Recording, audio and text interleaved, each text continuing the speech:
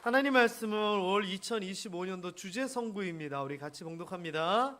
내가 전심으로 주께 간구하였사오니 주의 말씀대로 내게 은혜를 베푸소서. 아멘. 지난 송구영신 예배 때 이 구절을 가지고 말씀을 드렸습니다. 올 한 해는 이 구절이 제가 전하는 설교의 가장 중심이 될 거고요. 이 내용을 먼저 한번 살펴본 이후에 관련된 말씀들로 올 한 해 하나님의 말씀, 나의 말씀 이런 제목으로 이렇게 말씀을 전하려고 합니다. 자, 사진을 하나 보도록 하겠습니다. 잠깐만요. 네. 자, 빨간 옷 누굴까요?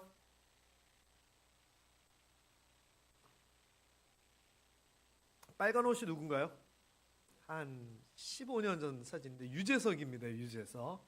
그리고 옆에 오른쪽 파란 옷은 누군지 아무도 모르실걸요? 맞습니다. 이적이라고 하는 가수입니다.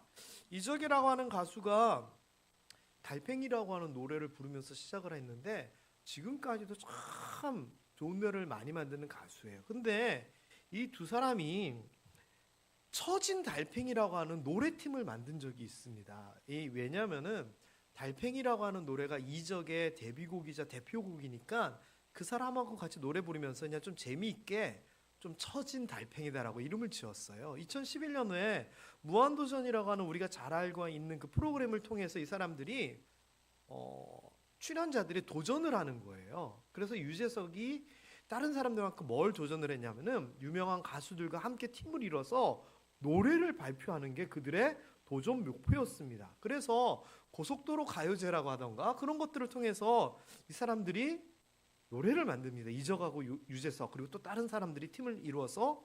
그래서 이 사람들이 무슨 노래를 만들었냐면은 말하는 대로라고 하는 노래를 만들어요. 그리고 이른바 빅히트를 칩니다. 그래서 그 이후로도 여러 가지 이제 노래를 만들게 되고 유재석이 그거에 이제 탄력을 받아가지고 가수로 앨범을 내기도 하고 막 그랬습니다. 자, 그런데 이 말하는 대로라고 하는 노래는요, 가사가 청년들한테 굉장히 희망을 주는 가사들이에요. 나는 삶의 의미가 별로 없는데 사람들이 네가 말하는 대로 희망한 대로 될 거야 이렇게 격려를 한다. 근데 나 잘 모르겠다. 그런데 어느 날 갑자기 그 말들이 마음속에 와닿더라. 그래서 내가 말하는 대로 내가 희망한 대로 될 거나 믿으면서 열심히 살아가련다. 이런 내용의 가사예요. 근데 저는 일부러 뭐 가요 프로그램을 듣던지 이러는 사람이 아니었음에도 불구하고 워낙 많이 나왔으니까 귀에 익숙해지더라고요. 그런데 듣다 보니까 가사가 범상치 않은 거예요. 가사가 어떻게 되냐면은 이제 후렴 부분이에요. 허락하시면 제가 조금 불러봐도 될까요? 말하는 대로 될 수 있다고 그대 믿는다면 뭐 이런 노래예요. 근데 제가 듣다 보니까 무슨 생각이 드냐면은 이 가사 자체가 거의 복음송이다 이 생각이 드는 거예요. 그래서 어느 날 갑자기 뭐 이런 생각이 들고 뭐 믿는 대로. 그래서 제가 이 노래를 들으면서 이 노래가 나오면 저 혼자 은혜를 받아요. 왜 은혜를 받느냐? 가사를 살짝 바꿔서 저는 부르거든요. 따라서 주로 운전하면서 부르는데 어떻게 부르느냐? 이렇게 불러요. 기도한 대로 될 수 있다고 그대 믿는다면. 그래서 저는요 이 노래만 나오면 이 가사 자체를 앞에서 쭉 읽어보면 말하는 대로 될 거야 이러거든요. 그래서 저는 바꿔서 기도한 대로 이렇게 해서 그냥 나오면 혼자 흥얼거리면서 혼자 쭈삣쭈삣해지면서 은혜 받고, 때로는 어떨 때는 혼자 운전하면서 이 가요 나오는데 가요 따라 부르면서 눈물 흘리고 그래요. 여러분, 이 가사처럼 여러분이 하나님 앞에 나와 말하는 대로, 아뢰는 대로, 기도하는 대로 2025년도 그대로 응답받게 되기를 주님의 이름으로 축원합니다. 저는 그랬으면 좋겠어요. 솔로몬이 새 성전 짓고 나서 사람들 앞에서 이렇게 얘기하잖아요. 이 성전에 나와서 하나님 앞에 기도하면 하나님께서 그대로 다 응답해 주시기를 원합니다. 그것처럼 올 한 해 이 귀한 예배의 자리에 나와서 하나님 앞에 아뢰고 말하고 기도하는 모든 것들이 다 이루어지기를 다시 한번 주님의 이름으로 축원합니다. 옆에 분들에게 축복합니다. 말하는 대로 기도한 대로 이루어주시기 바랍니다. 시작. 그래서 이 말하는 대로라고 하는 표현이 참 좋은 것 같아요. 우리도 하나님 앞에 기도가 말하는 거잖아요. 말하고 기도하는 대로 다 응답되면 얼마나 좋아요. 근데 제가 그럼 성경에서 말한 대로 응답되었을 때 좀 제일 크고 멋있게 응답된 게 뭘까 좀 생각을 해봤어요. 여러분 좀 생각을 해보세요. 하나님 앞에 이렇게 기도하고 막 말하고 막 부르짖었더니 응답이 된 것 중에서 제일 규모가 크고 어마어마한 응답이 뭐였을 것 같아요? 생각해 보세요.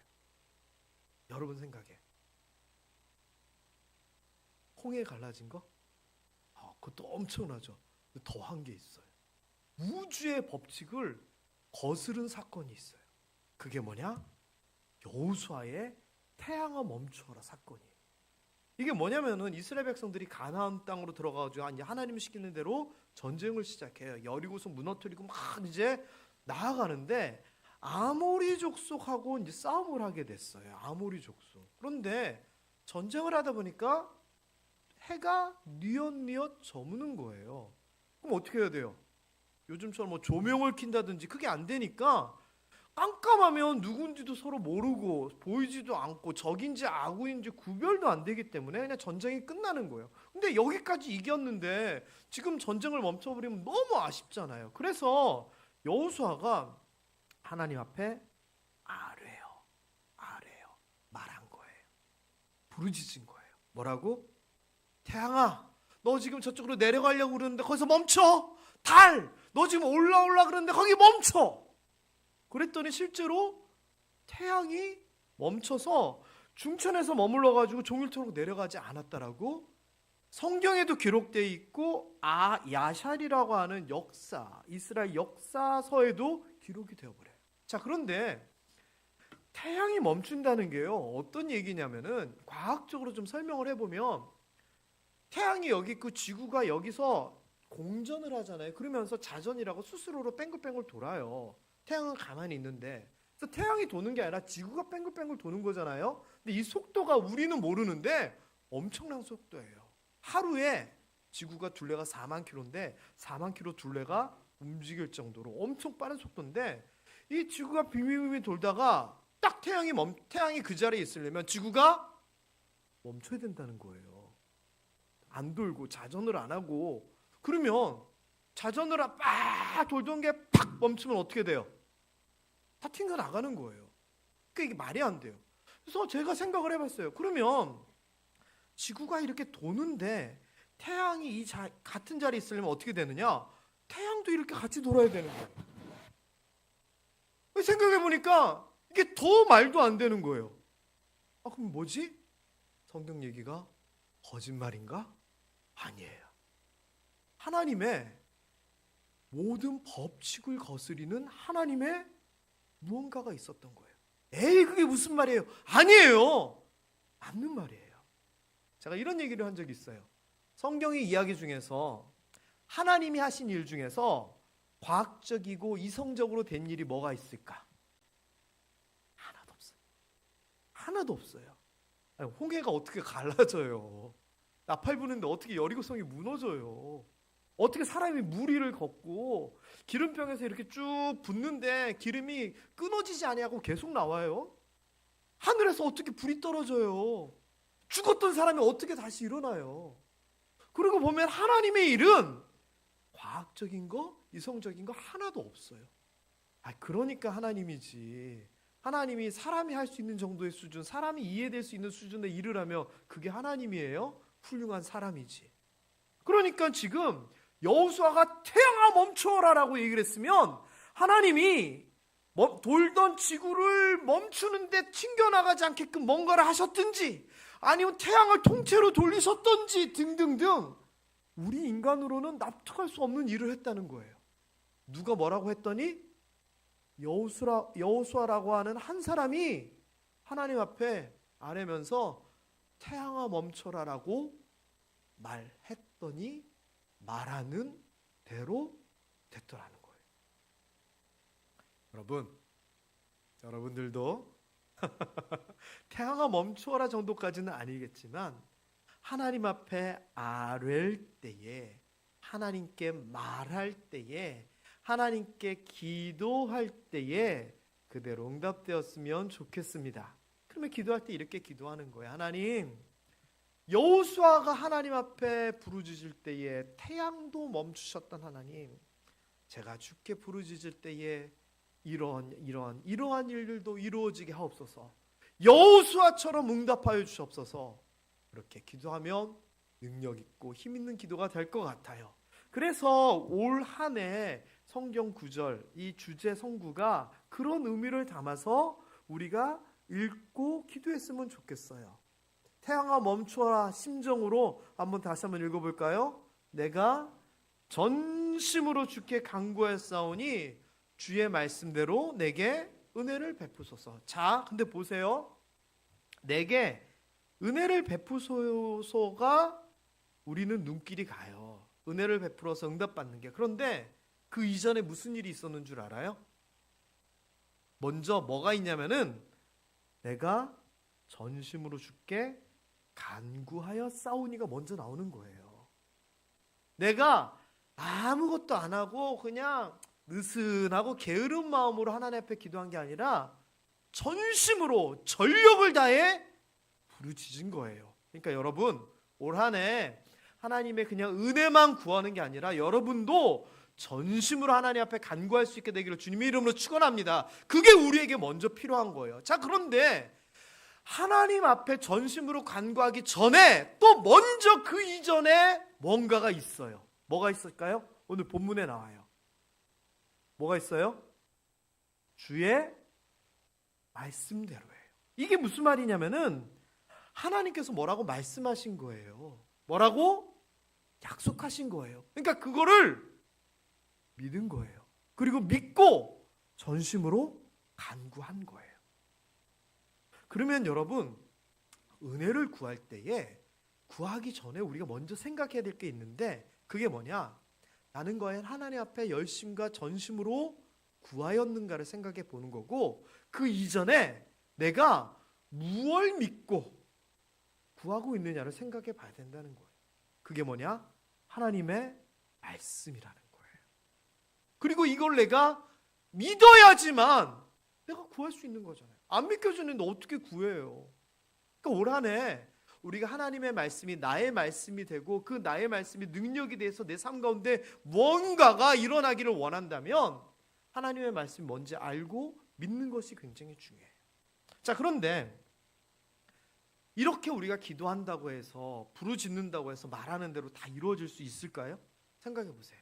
전심으로 주의 말씀대로 베푸소서라고 한다고 해서 다 이루어질 수 있을까요? 아니에요. 성경에는 제한이 걸린 것들이 있어요. 우리가 아는 것처럼 정욕으로 구한 것은 응답받지 못한다, 이런 것들이 있잖아요. 그런데 이런 거랑 상관없이 말하는 대로 다 이루어지는 존재가 있어요. 바로 하나님이라는 거죠. 하나님의 말씀대로라고 하는 이 표현이 저는 굉장히 중요하다 생각해요. 주의 말씀대로, 하나님의 말씀대로, 예수님의 말씀대로. 왜? 그거는 반드시 이루어져요.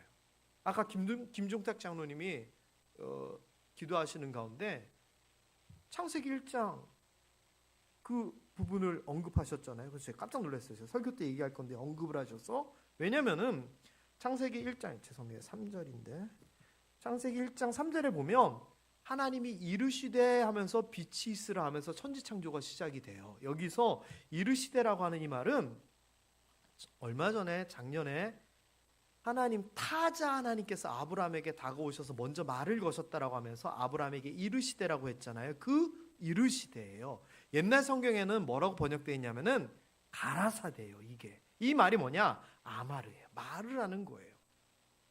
하나님이 말만 하면 없던 빛도 생기고, 말만 하면 공간도 생기고, 말만 하면 시간도 생기고, 말만 하면 생명도 생기는 거예요. 이게 얼마나 대단한 일입니까? 그리고 우리가요, 하나님의 말씀, 이 성경 말씀 못 믿겠어 할지 모르겠지만, 우리가 창세기 1장 1절 태초에 하나님이 천지를 창조하시니라, 이것만 믿으면 나머지는 줄줄이 사탕이거든요. 그래서 우리가 하나님이 말씀으로 천지를 창조하셨구나, 이거를 믿는 것이 어찌 보면 신앙의 제일 쉬운 일인가 동시에 완성이에요. 저는 이 세상 사람들이 과학이 어떻고 진화론이 어떻고 이성적으로 어떻고, 아니에요. 아까도 얘기했듯이 하나님은 그것을 뛰어넘으니까 하나님인 거라고요. 이것부터 믿는 여러분 되시기를 주님의 이름으로 축원합니다. 게다가 하나님이 말씀으로 이런 일들을 다 하시고, 또 사람에게는 약속도 하시고 축복도 하시잖아요. 이게 얼마나 대단하냐면은 헛발질이 없다는 거예요. 부도수표가 없다는 거예요. 제가 굉장히 강조하는 구절 중에 하나가 이사야서 55장 10절 11절인데 한번 읽어볼까요? 시작. 이는 비와 눈이 하늘로부터 내려서 그리로 되돌아가지 아니하고 땅을 적셔서 소출이 나게 하며 싹이 나게 하여 파종하는 자에게는 종자를 주며 먹는 자에게는 양식을 준과 같이 내 입에서 나가는 말도 이와 같이 헛되이 내게로 되돌아오지 아니하고 나의 기뻐하는 뜻을 이루며 내가 보낸 일에 형통함이니라. 이 말이 무슨 말이에요? 비가 내리고 눈이 내리면 그게 다시 올라가지 아니하고 이 땅에서 열매 맺혀가지고 양식이 되는 것처럼, 하나님의 말씀도 하나님 입에서 나와서 선포되면, 우리에게 주어지면 되돌아가지 아니하고 이 땅에서 이루어진다는 거예요. 이게 주의 말씀대로예요. 그러면 우리는 그럼 어떤 게 주의 말씀인가? 이게 주의 말씀이잖아요. 예전에는 아담에게 직접 말씀하시고 아브라함에게 직접 말씀하셨지만, 나중에는 개인적인 관계가 아니라 하나님과 민족의 관계가 되면서 이스라엘 백성들에게 한 사람 한 사람 얘기하는 게 아니라 기록된 말씀을 주셨잖아요. 그리고 이스라엘 민족을 넘어 세계로 뻗어나가면서 성경 말씀이 됐잖아요. 우리가 아는 바처럼. 이게 바로 하나님의 말씀이라고요. 그리고 우리가 이것을 보면서 이게 하나님의 말씀이구나 믿어야 된다는 거예요. 우리가 믿으면 그대로 이루어져요. 이게 무슨 말이냐면은, 하나님이 말씀을 하시고서는 우리에게 요구하시는 게 있어요. 그게 다른 데도 많이 나오지만 예수님과 나사로 사건에서 아주 잘 나와요. 그 이야기가, 표현이. 바로 뭐냐면은, 예수님이 오빠 나사로가 죽고 나흘이 지났어요. 마르다가 나흘 지나서 오신 예수님 보고 서운했어요. 왜? 예수님 일찍 오셨으면 병을 고쳐주셨을 건데 늦게 오셔서 오빠가 죽었다, 나흘 지났다, 이거예요. 근데 예수님께서 그런 마르다를 보고 뭐라고 얘기하시냐면은, 야, 나는 부활이요 생명이야. 나를 믿는 자는 죽어도 살아날 거야. 그리고 살아서 나를 믿는 자는 영원히 죽지 않을 거야 라고 얘기를 하시는 거예요. 자, 여러분, 우리는 이 이야기 알아요, 몰라요? 다 알잖아요. 왜? 예수님이 죽었다 부활한 것도 알고, 우리도 나중에 부활해서 천국 갈 거 우리는 알잖아요. 그런데 이때는 그때가 아니었어요. 그러니까 마르다 입장에서는 예수님이 도저히 믿을 수 없는 지금 얘기를 하시는 거예요. 지금 세상 사람들의 입장에서는 하나님의 말씀으로 천지를 창조하셨어와 같은 급의 이야기를 예수님이 지금 마르다에게 하시는 거예요. 어떻게 죽었다 다시 살아나? 어떻게 영원히 살아? 그런데 이렇게 말씀하시고서는 예수님께서 그 다음에 뭘 말씀하신다고요? 노란 글씨, 내가 이것을 믿느냐를 물어보세요. 그리고요, 놀랍게도요, 이 마르다는요, 자신의 이성적으로는, 현실적으로는 죽은 사람이 살아나고 사람이 영원히 죽지 않는다는 것을 알 수도 없고 이해도 안 되고 그랬음에도 불구하고 고백을 뭐라고 하냐면은 그렇습니다라고 얘기를 해요. 왜? 당신이 구세주 그리스도시고 하나님의 아들이시니까 내가 그 말을 믿습니다라고 얘기를 하는 거예요. 여러분, 이거예요. 하나님께서 지금 우리에게 원하시는 것은 말씀하시고서는 내가 이거 다 지킬게라고 말씀하시면서 근데 너 내가 이 말하는 거 믿니? 이거를 지금 우리에게 요구하시는 거예요. 여기에 대하여서 우리가 믿음으로 그 말씀을 받아들이면 하나님이 자기가 한 말 그대로 책임지시는 거고, 우리가 믿지 아니하면 하나님의 말씀이 그냥 남의 이야기가 돼버리는 거예요. 예수님께서 임마누엘, 하나님께서 이 땅에 직접 오셔가지고 사람들하고 살면서 분노하고 화내고 야단치는 장면들이 성경에 각 나오잖아요. 성전에서 뒤엎는 광경 이런 거 말고 제자들을 야단칠 때 이유는 딱 한 가지였어요. 뭐라고 야단치시냐? 이 믿음이 적은 자들아. 믿음에 대한 걸 가지고 제자들을 나무로 하셨거든요. 저는 오늘날도 마찬가지라고 생각합니다. 하나님의 말씀은 기록되어졌고 선포되고 있습니다. 우리가 이것을 믿는다면 그 말씀은 열매 맺게 됩니다. 예수님께서 거기에 대하여서 뭐라고 비유로 말씀하셨냐면은 하나님의 나라 천국은 씨 뿌리는 자의 비유와 같다라고 얘기하면서 좋은 밭에 대한 이야기를 합니다. 씨가 자랄 수 있는 좋은 밭은 30배, 60배, 100배의 열매를 맺지만 밭이 엉망진창이고 돌짝밭이면 열매 맺지 못한다고 하면서 이야기를 하시거든요. 똑같습니다. 하나님의 말씀이 선포되지만 받아들이는 사람은 열매를 맺고 그렇지 못한 사람들은 절대 열매를 맺지 못합니다. 그렇기 때문에요, 하나님의 말씀을 믿느냐 안 믿느냐가 이 사람이 신앙생활을 제대로 하느냐 안 하느냐를 결정하는 중요한 요소가 되는 겁니다. 자, 그렇다면 제가 여러분에게 여쭤봅니다. 하나님의 말씀 믿으십니까? 믿으십니까? 믿어야 됩니다. 우리가 다 믿고 있는 것 같지만 의심이 든다? 그건 믿는 게 아닙니다. 다 믿고 있는 것 같지만 흔들린다? 부족한 겁니다. 올 한 해 하나님의 말씀 하나하나를 내 말씀으로 받아들이고 믿고 말씀대로 살아감을 통하여 이 말씀이 우리 삶 가운데서 그대로 이루어져 열매 맺게 되기를 주님의 이름으로 축원합니다. 말씀과 믿음이 이런 관계라면 우리가 좀 신경 써야 될 게 있는데 그게 뭐냐? 올 표 뒤에 나오는 4가지 우리가 해야 될 일입니다. 특별히 맨 끝에 전하자 말고 앞에 나오는 3가지 뭐예요? 읽고 깨닫고 순종하자가 말씀을 믿음으로 받아들이기 위한 우리가 해야 될 일입니다. 일단 말씀을 읽어야지. 아니 도대체 하나님께서 나한테 뭐라고 얘기하셨는지 알 거 아니에요. 여러분, 이런 말이 되는지 좀 보세요. 야! 저번에 나한테 한 약속 지켜! 그랬더니 그 사람이 뭐라고 얘기하는 거예요? 내가 뭐라고 약속했는데? 그럼 뭐라고 해야 돼요? 그 사람이 한 약속을 얘기를 해야 되잖아요. 근데 그 사람이 뭐라고 약속했는지도 모르면서 약속 지켜! 말이 안 되는 얘기잖아요. 그쵸? 우리가 하나님한테 말씀대로 은혜를 베푸소서라고 했는데 하나님이 야 내가 뭐라 말했는데? 그런데 우리가 그냥 아무 말도 못하고 입 문 다음에 그냥 은혜 베푸시고 뭐 그냥 복 주시고 말이 안 되는 거예요. 그러려면 우리에게 뭐라고 말씀하셨는지 읽어야지 알 거 아니에요. 설교를 들어야지 알 거 아니에요. 그러니 올 한 해 여러분 하나님의 말씀대로 일들이 이루어지기 위해서 도대체 뭐라고 말씀하셨느냐 성경을 읽을 수 있게 되기를 주님의 이름으로 축원합니다. 그 다음에 그냥 읽고 나서 그렇구나 끝나는 게 아니라 깨달음이 있어야 돼요. 내 말씀으로 받아들여야 돼요. 그게 뭐냐? 하나님의 말씀이 나의 말씀이 되는 거예요. 내가 받아들이는 거예요. 그리고서는 그 말씀에 따라 순종하면서 살아가야지 그 말씀하신 대로 이루어진다는 거죠.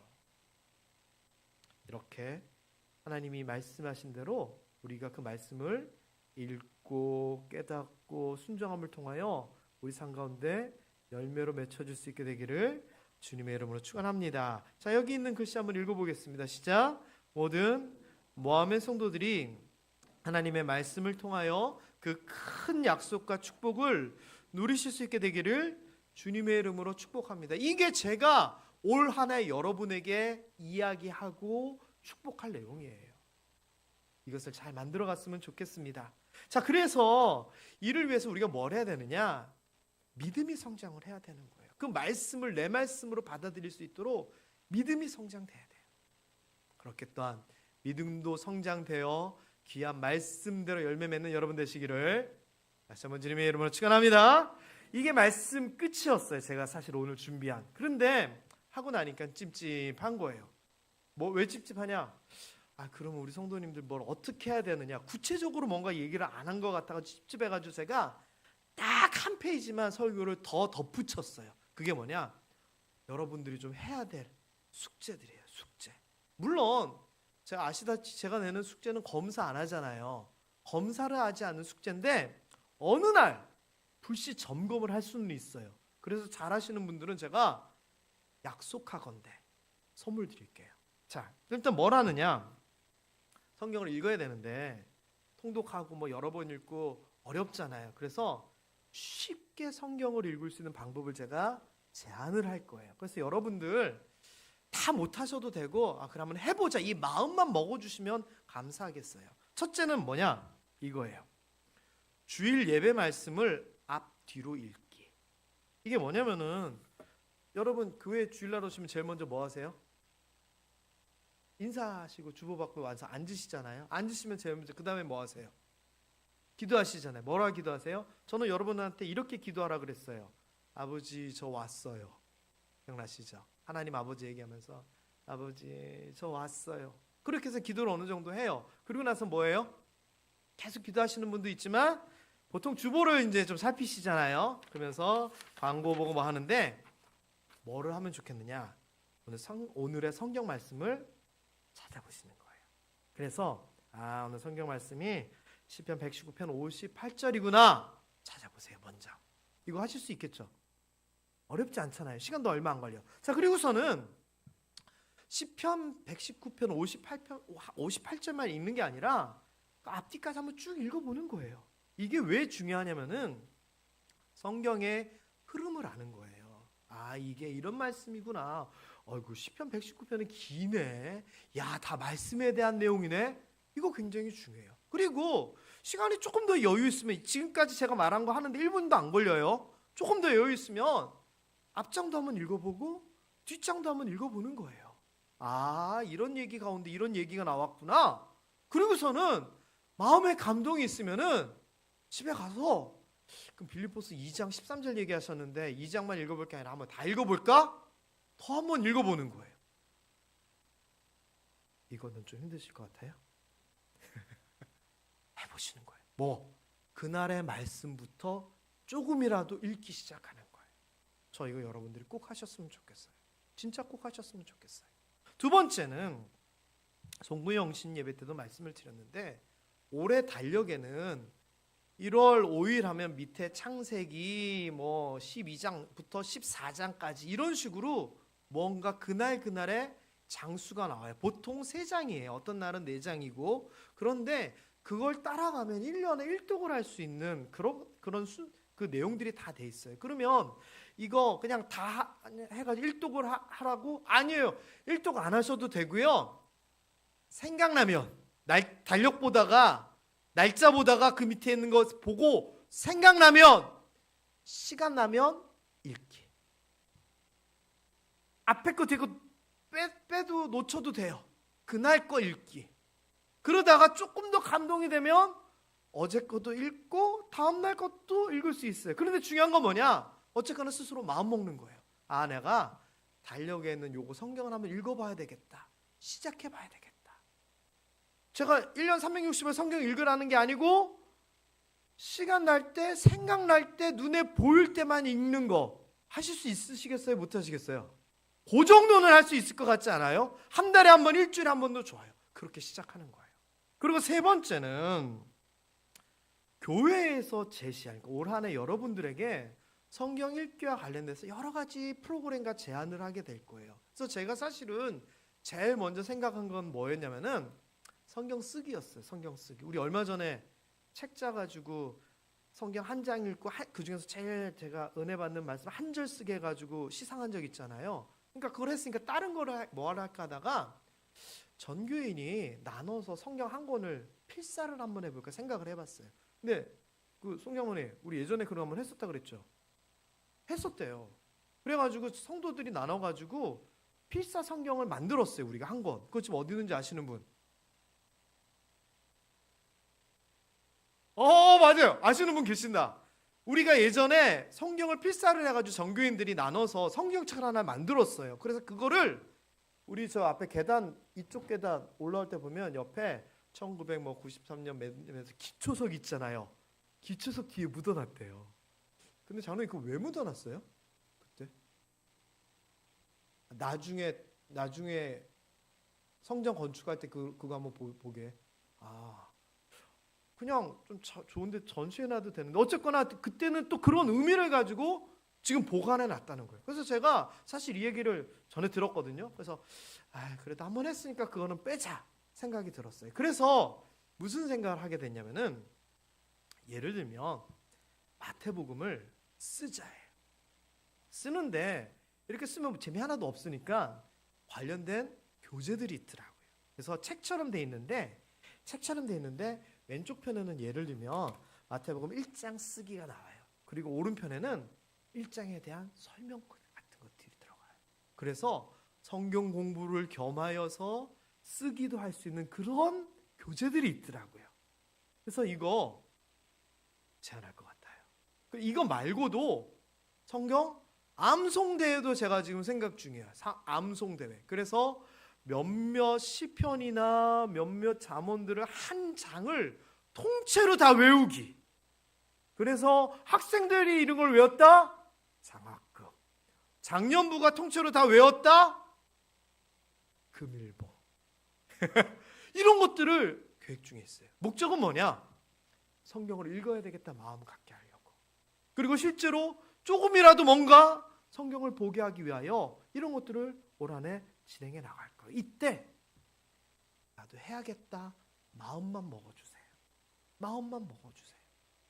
세 가지 어찌 보면 굉장히 어려운 것 같지만 제가 뭘 요청해요? 이거 하라는 게 아니라 마음만 먹어주시고 하실 수 있을 때만 해주시고 이렇게 얘기하잖아요. 이게 뭐냐? 지난 송구영 신예배 때도 말씀드렸듯이 시작이 반이거든요. 그래서 첫 주간엔 요만큼 했더라도 다음 주에는 요만큼 하면 되고 그 다음 주에는 요만큼 하면 되고 한 달 있다가는 요만큼만 하면 되고 날마다 성경 읽기 하나님 말씀을 사모하기에 진전이 있는 올 한 해가 되었으면 좋겠다 이 생각이 들어요. 여러분 같이 동참해 주시고요. 그래서 올 한 해 이 하나님의 말씀이 진짜 나의 말씀이 되고 이 말씀이 하나님의 말씀하신 그대로 내 삶 가운데 능력으로 나타나서 올 한 해 여러분 귀하게 많은 열매 맺는 여러분들 되었으면 좋겠습니다. 그래서 올 한 해 내가 말씀 때문에 이렇게 복받았다라고 자랑했으면 좋겠고 내가 전심으로 주께 간구하여 싸우니 주의 말씀대로 내게 은혜를 베푸소서. 송구영 신 예배 때 베푸소서가 아니라 뭐라고요? 베푸셨습니다. 나의 간증과 결론으로 이 말씀이 되었으면 좋겠습니다. 옆에 분들에게 이렇게 다시 한번 인사했으면 좋겠습니다. 말씀을 사모하며 삽시다. 성경 읽기 위해 노력합시다. 이것만 잘하면 올 한 해 우리에게 큰 하나님의 은혜가 있게 될 줄 믿습니다. 기도하겠습니다.